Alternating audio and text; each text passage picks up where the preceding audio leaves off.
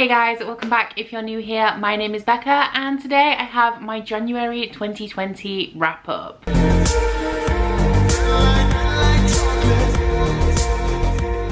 So in January I have had my best reading month since September last year books wise and August last year page count wise. I read 9 books in January and I am pleased to say that I have finally got my reading mojo back. I moved in October last year, so September through until now I have not been reading very much at all. I've failed every single Bookopoly, but this month I not only smashed my January Bookopoly TBR and read a couple of extra books as well, I also feel like I'm back in my reading zone and I'm really excited about that, and I'm really excited to start reading a ton of books again. So this wrap up may be a little bit of a wild ride because I read my new favourite book ever in January and I also gave my first 1-star since early 2018, so we have a wide range of books to talk about today. I also read those books back to back as well, which was an experience. So let's crack on, starting with my January reading statistics. So in the month of January I read 9 books, which broke down to 3,527 pages, which is an average of 113 pages per day. For the ratings, I gave 1 1-star rating, 2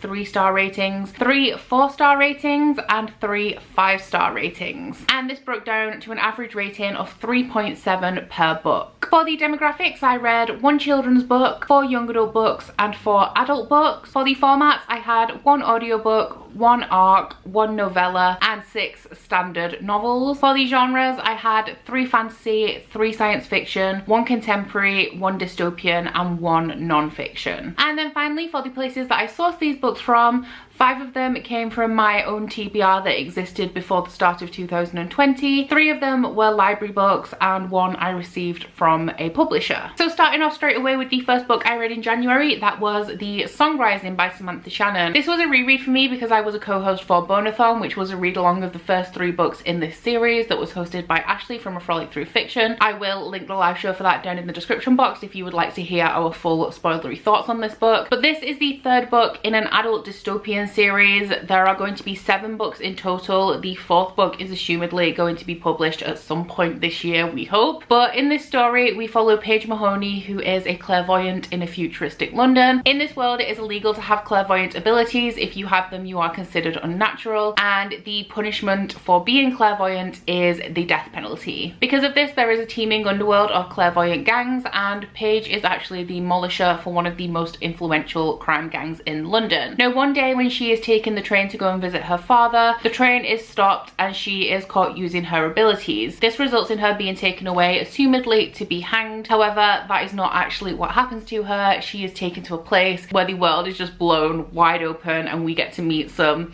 supernatural creatures, and there's a romance plotline in there, and I like this series. I really like it. So I gave this book 5 stars, which I think makes it the highest rated in the series for me, and the reason for that is that I did have a couple of issues with the first 2 books in this series. They were the first 2 books that Samantha Shannon ever published, so the writing wasn't 100%. It was a little bit of telling and not showing in parts. It used some really basic plot devices on informing the reader on things that happened in the past, things like flashbacks to fill the reader in on backstory and things like that. But this one, technically I can't fault it writing wise. I think it was really well written. I love the plot in this. This book does take a very dark turn. In the first book we are focusing on this whole new area that Paige visits. The second book focuses a lot on the politics within the gangs, and this one is about repercussions and kickstarting the main character's pushback against the government, I would say. And this book is very, very grim. There is not one good thing that happens throughout the course of this book. So I left this book feeling pretty down because nothing happy happens in this at all. But technically I think it's very well written. Technically I think it is the best book in the series so far, but just know that this is not a happy book at all. Regardless, if you do like dystopian stories, if you like really complex stories with really complex worlds that take you a little bit of time to get into because they're so vast, then I would definitely recommend checking out this series, and hopefully book 4 will be out soon, so there won't be too long a wait on that one. I then read a book that I have returned to the library, and that was Birthday by Meredith Russo. This is a young adult contemporary that follows 2 characters, one of which whom is trans, across a 6-year period of their lives. Now I did give this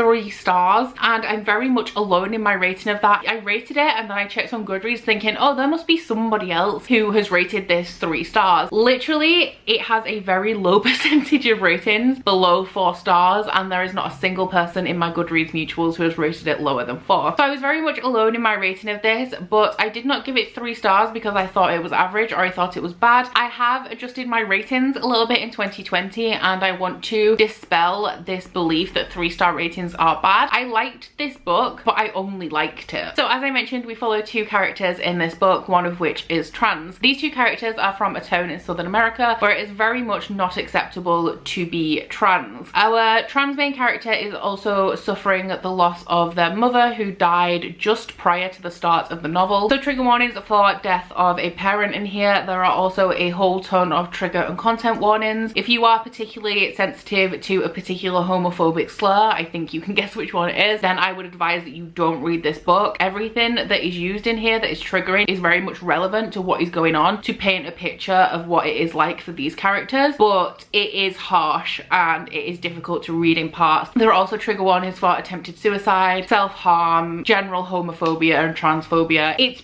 pretty harrowing to read, especially if you have been through any of this. If this is a subject matter that you can identify with, I would say it would be quite difficult to read, but I do think that there are some very important messages in here, and while I can't speak from experience, I do think that it does a very good job of depicting some people's struggles with coming out as trans or gay or anything like that. So this book is also essentially a love story. These 2 characters are best friends. They were born on the same day in the same hospital under freak conditions. There was a freak storm that kept them trapped in the hospital while their mothers were giving birth. Their families have grown up very close because of this. However, their families are both from very different circumstances. One is quite well off and is expected to be this perfect, like, teen boy, like a football player and popular and things like that, while one of them is quite a bit poorer and comes from kind of a broken family now after the death of her mother. So the reason that I gave this 3 stars, as I said, I did like this book. I did speak a lot at the end of last year how I'm going to be adjusting my ratings because I didn't feel like my rating system was necessarily reflecting my personal taste, so I was rating books higher because I thought they were very good even though they didn't have an impact on me. This book just did not have an impact on me personally because I have not been through any of the things that these characters have been, and I feel like the best parts of this book are the bits that are designed to make people feel connected and make people feel seen. If you take away the subject matter and the personal struggles of both of these characters, I don't feel like it was particularly emotionally impactful aside from the bits that were difficult to read and really focused on the characters' struggles with their identity and sexuality. I also didn't particularly love the writing in this. That is literally just a personal preference. I didn't feel particularly connected to the story through the writing, and the plot was essentially a coming out story, which, as I said, this focuses on the journey of the characters, but if you are not really connected to the characters, then the plot kind of loses some of its impact. So overall, I did like this book. I think it is incredibly valuable for the people who need it. I'm glad that I have read it because publishers need to see that people want these kinds of books, and that's kind of why I want to remove the stigma of 3 stars being a bad rating, because I didn't dislike this and I think it's very important. It just wasn't something that hit with me any particular way, aside from showing me a different perspective on characters that are very much not like me. So essentially the takeaway from this is that this book is worth reading. It deals with some important topics. The topics it deals with, I think that it deals with incredibly well. Just as a story, as a form of entertainment, it was not the best for me, but I would still definitely recommend it for the topic. So the next book that I read was actually a children's book, and that was Nevermore, The Trials of Morrigan Crow by Jessica Townsend. This is a copy that I bought off eBay that came without a dust jacket, but I'm sure you are all familiar with the full cover of this. I'll pop it over the screen for just a second. But this is a children's fantasy story that follows 11-year-old Morrigan Crow, who is destined to die on her 11th birthday because she is a cursed child. Now in this world they have something called a bid day, where people from various academies and institutions come and bid on children to take as their apprentices and learn a trade and become prestigious members of society. Morrigan is not expecting to receive any bids because of her cursed child status. However, a man called Jupiter North does bid on her and whisks her away just before her death to a city called Nevermore, where he enters her into a series of trials for a chance to join the Wondrous Society, which at this point I'm still not really sure what the Wondrous Society is, but I think the second book that I will be reading in February is actually set there, and I know that has a magic school setting, so we'll say that the Wondrous Society has some magic school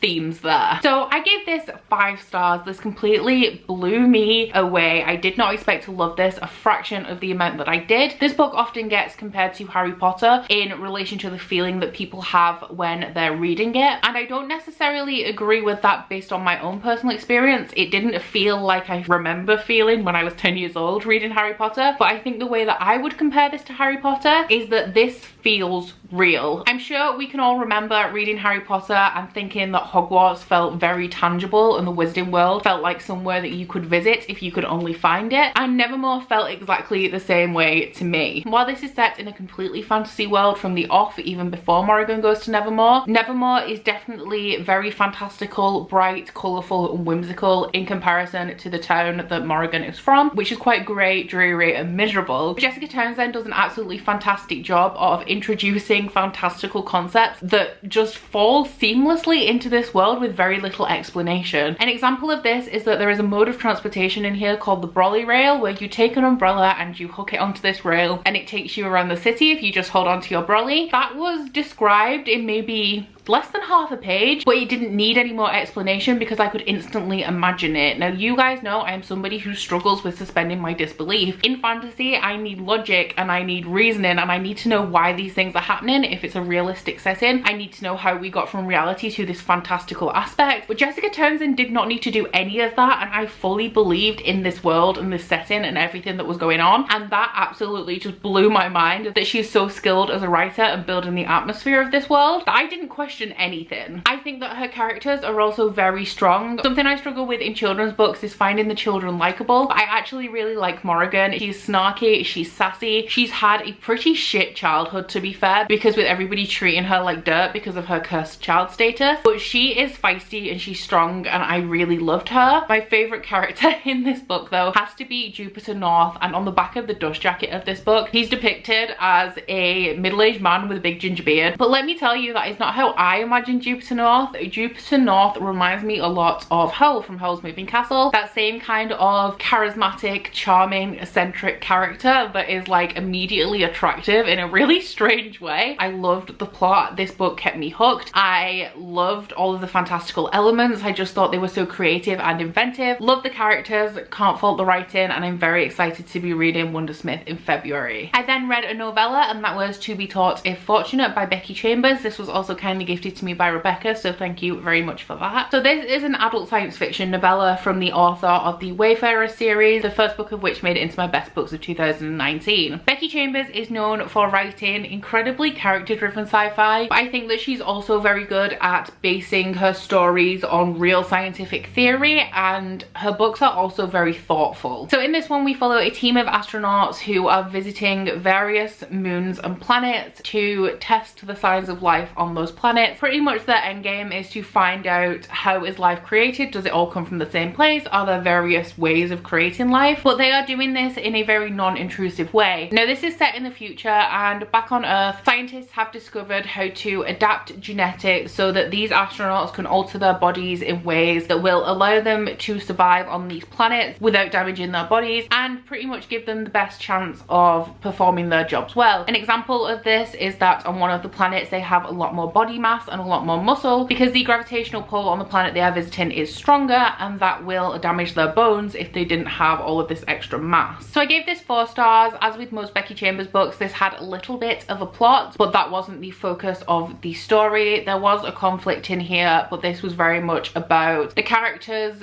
being together and their pursuit of knowledge and how seriously they took their jobs and the task that they had been assigned with when they left Earth. I really liked how real theory spoilery was used in here because I feel like it made everything believable, which a book that I read this month didn't do, which is coming up soon. And like with Becky Chambers' other books, this really did make me think. Now, you guys know I'm not a huge fan of short fiction, so I don't think this is going to be a story that sticks with me for a particularly long time, just because it's not the kind of thing that kind of really absorbs me. But I do think that this was worth a read. If you like novellas, I think you would really enjoy this. If you like Becky Chambers, then this is also worth a read, although I do prefer her Wayfarers series. And it was just nice to have something more from her that was set in a little bit of a different setting, but had similar themes and topics and her distinctive voice. The next book I read was my new favorite book ever, so you guys probably know what's coming, but that was House of Earth and Blood by Sarah J Maas. So because the release date of this is still a month away, I'm not going to give you too much information. There will be a full non-spoiler review that will delve into the plot a little bit deeper closer to the date of this book's release, but I will just give you an overview of my thoughts and how much I love this and the basic plot of what's going on here. So this is Sarah J Maas's first adult book. So this is an urban fantasy that follows a 25-year-old half-fae woman called Bryce Quinlan. Bryce has a best friend called Danica, who is a wolf shifter, and right at the start of this novel we find out that prior to the beginning of this book, Danica actually busted a group of criminals who were making and planting bombs to sow discord in the world so that the humans of the world could overthrow the supernatural leaders. Because in here we have a government with archangels right at the top, and then there is a governing board just below them that has a representative pretty much from every type of supernatural creature. So we have fae, vampires, werewolves, witches, and a whole ton of other creatures in here. There's a lot of diversity in the creatures of this world. So at the beginning of this book we find out that the criminal that Danica busted is due to be released from jail, and shortly after that happens there is a mass murder. Now there is something that happens around 60-70 pages into this book that I would consider a spoiler, even though it is detailed on the synopsis, just because I think that that would have had a lot of emotional impact with me if I'd have known it was coming. But pretty much after this big event there is a further series of murders, and Bryce is tasked with finding out who it is who is actually killing people, because the archangels have proof that the guy that they let out of jail isn't the one actually committing these murders. Now because this is such a dangerous mission and the archangels want to keep an eye on Bryce, they assign Bryce a bodyguard who is the fallen angel Hunt Athalar, and knowing Sarah J Maas you can very much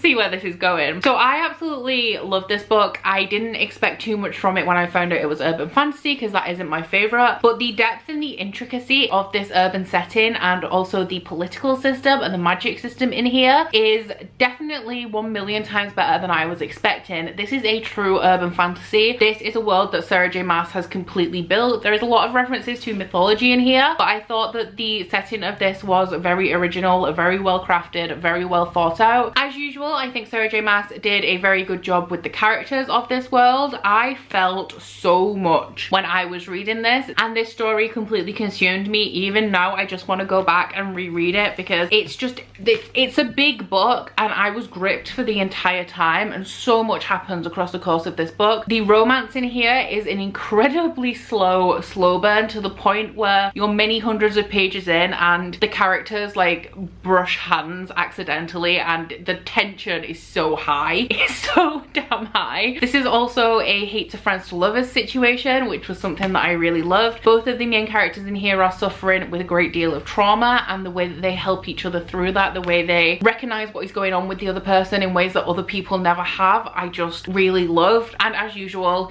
the characters and the romantic relationship in this was just so beautifully well done.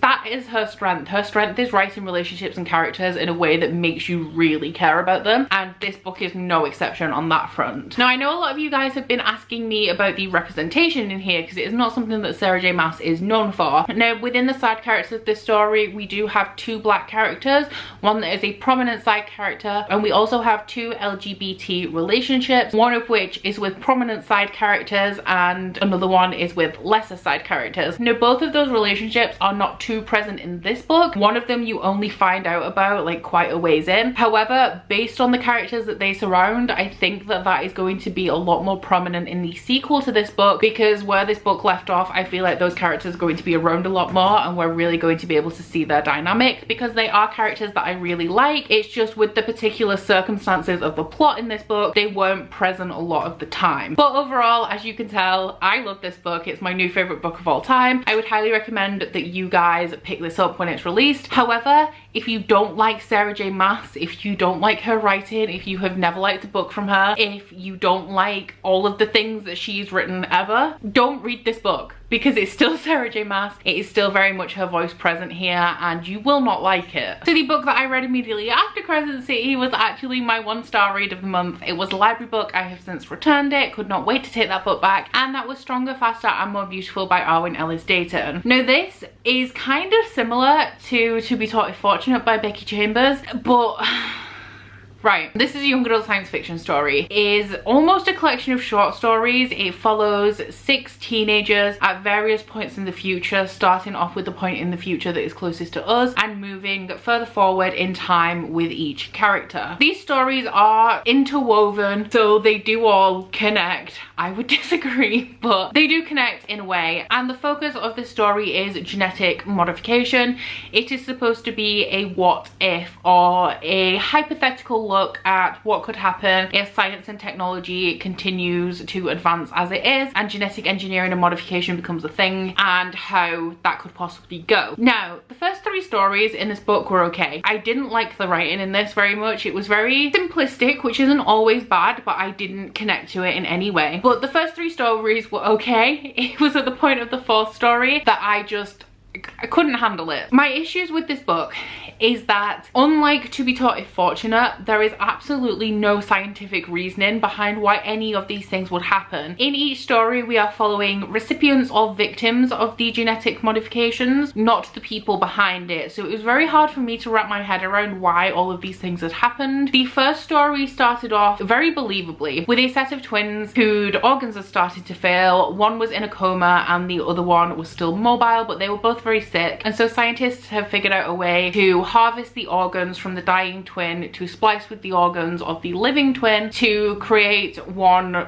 healthy person. So that made sense, advancing medical technology, advancing medical science, finding a way to save people. But the further on we went, the less it made sense to me, and at no point in this story where we really get in the whys of why this was happening, because we go from a medical procedure in the first story to humans with wings that are dissolving in the final story, and I just couldn't handle how illogical it was. There was no reasoning, there was nothing to back this up. This was literally the author coming up with the craziest things that could possibly happen with genetic modification and not tying them together whatsoever. Every story is tied together by this one man who starts off as a preacher preaching against genetic modification. Everything is tied together by him. That is it. That is the only thing that connects all of these stories, because these stories didn't even follow the same aspect of genetic modification. So we would go from a story surrounding the harvesting of organs to a story about enslaving people and turning them almost into robots to get them to work, and it wasn't cohesive at all. I didn't like the writing. The characters had very basic desires, hopes and motives. Nothing about this was believable to me. It did not feel realistic in any way, and I gave it 1 star and I did not like it, and I would not recommend. I then read a non-fiction, which was Will the Cat Eat My Eyeballs by Caitlin Doughty. This was a book that was kindly gifted to me by Linda for Christmas, so thank you very much, Linda, for that. This is the 3rd book written by the YouTuber and mortician Caitlin Doughty. Her channel is Ask a Mortician. I will link it below. Caitlin is a big advocate for things like death positivity, natural burial, more environmentally sustainable ways of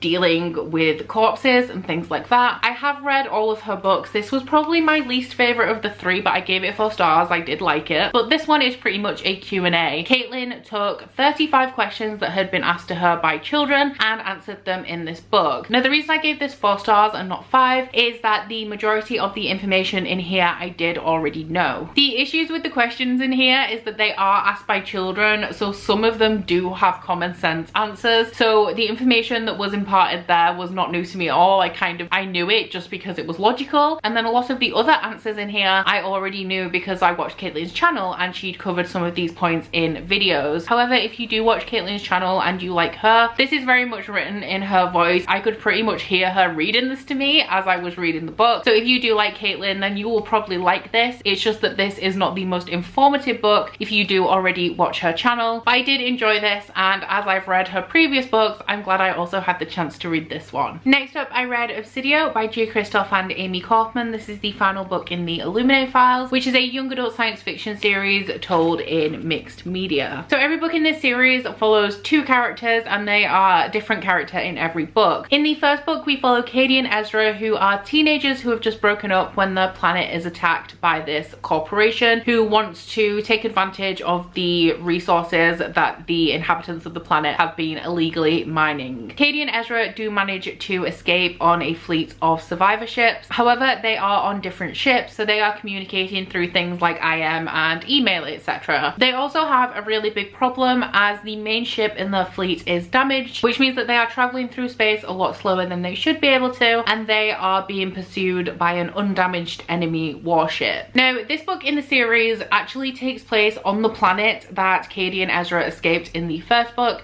and we follow Asher Grant and Reese Lindstrom. Asher is a pharmacy intern who has had to take up the role of medic, dealing with all of the injured from the attack and also dealing with injuries sustained by the enemies who are still inhabiting the planet. And Reese Lindstrom is actually a soldier or a technician in the invading force. Now, we find out early on that these characters do actually have a backstory, as they are not originally from this planet. They live together on a different planet, but because of circumstances with their relationship and the kind of things they were getting up to, Asher's parents sent her to Carenza to get away from all that, and Reese's parents sent him to military school, which is how they have both ended up where they are. Now, I love this series. I listen to the audiobooks while I'm reading along because it is a full cast audiobook with sound effects and music and the works. However, I did give this book 4 stars because I did not enjoy it quite as much as the 2 previous installments in this series. One of the things that I enjoyed the most about Illuminate is the tension that is built throughout the course of the novel, with things like countdowns and a sense of impending doom throughout. There is also multiple plot twists in Illuminate. Gemina was kind of repetitive in that it followed the same structure, but the characters from that book, Nick, Hannah and Ella, are my favourites of the series, so I enjoyed that book for that. And because this was the conclusion to the series, it didn't really exclusively follow Reese and Asher. It also followed Katie, Ezra, Hannah, Nick and Ella as they were bringing the series to an end, and only really briefly followed Reese and Asher on Carenza. Because of this, I wasn't as connected to Asher and Reese as I was to the rest of the characters, and because we were split between the two kind of groups in a book that is pretty much the same size as the other two in the series, it just wasn't as action-packed, I want to say. There was definitely things going on. I enjoyed what was going on, but the first half of this book was a lot slower. I wasn't as absorbed as I had been in the previous books in the series. The thing that I liked about listening to the audiobook and reading at the same time with this series is that it really pulls me in and I just cannot turn myself away, and I find myself just sat reading for hours. But this one did not have quite the same effect on me for the first half. This is a 615 page book, and when I got to around the page 400 mark, I was really into the story again and I loved everything that was going on. I really liked the conclusion and like the big battle at the end of this, but the first half of this book just wasn't as compelling as previous books in this series, so I did knock off 1 star for that. Regardless, this is now one of my favorite series of all time. I really loved it. I loved the mixed media. I absolutely loved the audiobooks. If you are thinking of reading this series, I would recommend that you see if you can get hold of the audiobooks, because I think it's just such an immersive experience reading them that way, and I think that you will definitely enjoy them more if you both listen to the audiobook and read the book at the same time. And then the final book that I read in January was The Devouring Grade by Christine Lynn Herman. Now, this is a young adult contemporary fantasy that takes place in a small town in New York State called Four Paths. Our main character Violet's mother is actually from this town, but she moved away prior to having her children and has just returned bringing her daughter with her. Now, Violet is grieving because her sister died in a car accident, and she's pretty much ambivalent to everything that is going on around her because all she really is thinking about is missing her sister. However, when she arrives in Four Paths, she finds out that something a little sinister is going on there, because in this town there is something called the Grey, which is like an alternate dimension where a beast is trapped. Now, it is the job of the founding families of this town to hold back the Grey and keep the beast in check, and by doing this, the beast pretty much only manages to escape once every 4 years or so to claim a victim. However, in the last year, the founders have been unable to control the beast, and the beast has actually claimed at least 4 victims. As you probably guessed, when Violet's family return to this town, Violet finds out that she is actually part of a founding family, and she had absolutely no idea. So along with the other children of the founding families, she has to figure out a way to get the Grey and the Beast back under control. Now, while Violet is our main protagonist, we also follow the rest of the founders' children. We have Isaac, who is very temperamental and holds a lot of anger due to things that happened with his family that you do not know about at the start of this novel. We follow Justin and May, who are the children of the most influential founding family, and they feel they are always under pressure to preserve the way that the town views them and puts them on this pedestal. And then the last one that we follow is Harper, who failed her ritual, so she has not come into her powers, so she is an outcast because of this. She is also a disabled main character, as she is missing half of her left arm, and she holds a lot of anger towards the other founding children because of the way that they now treat her, with her being powerless. In the synopsis, this says it is for fans of Stranger Things, Riverdale and the Raven Boys. I definitely understand the Riverdale vibes in here, where we have these 4 quirky kids who are far more powerful than you would expect teenagers to be, and are responsible for dealing with the problems that happen in this town. So I definitely got the Riverdale vibes from this, and then we also have the Stranger Things aspect with the monster in an alternate dimension. I really liked the different powers that all of the families had, and how the history of the town and how the town was founded was brought into this story. I also liked a lot of the small town politics. Considering this is just like a short contemporary fantasy, there is a lot of information here about the world building of the town that I definitely appreciated, and I thought that it was very atmospheric. Now, I did give this book 3 stars overall because I found that it took me quite a while to get into it. There were aspects of this book that I didn't enjoy the writing of. There were points where I had to reread whole paragraphs because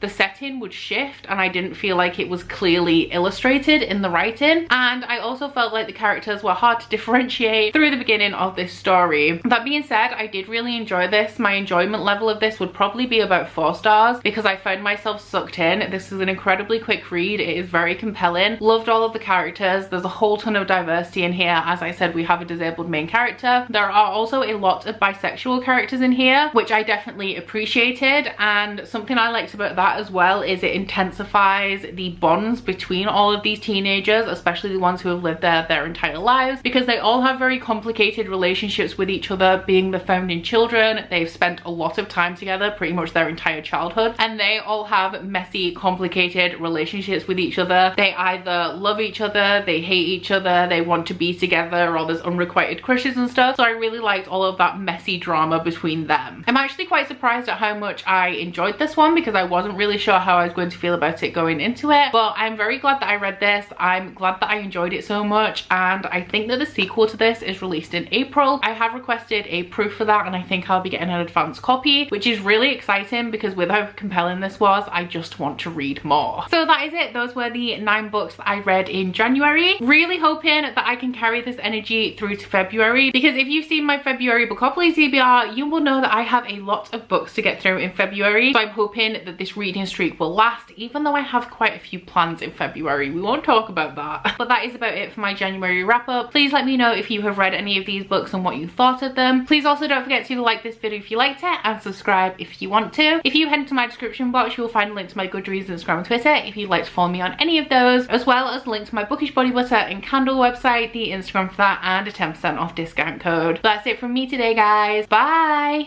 Oh, you bite your friend like chocolate.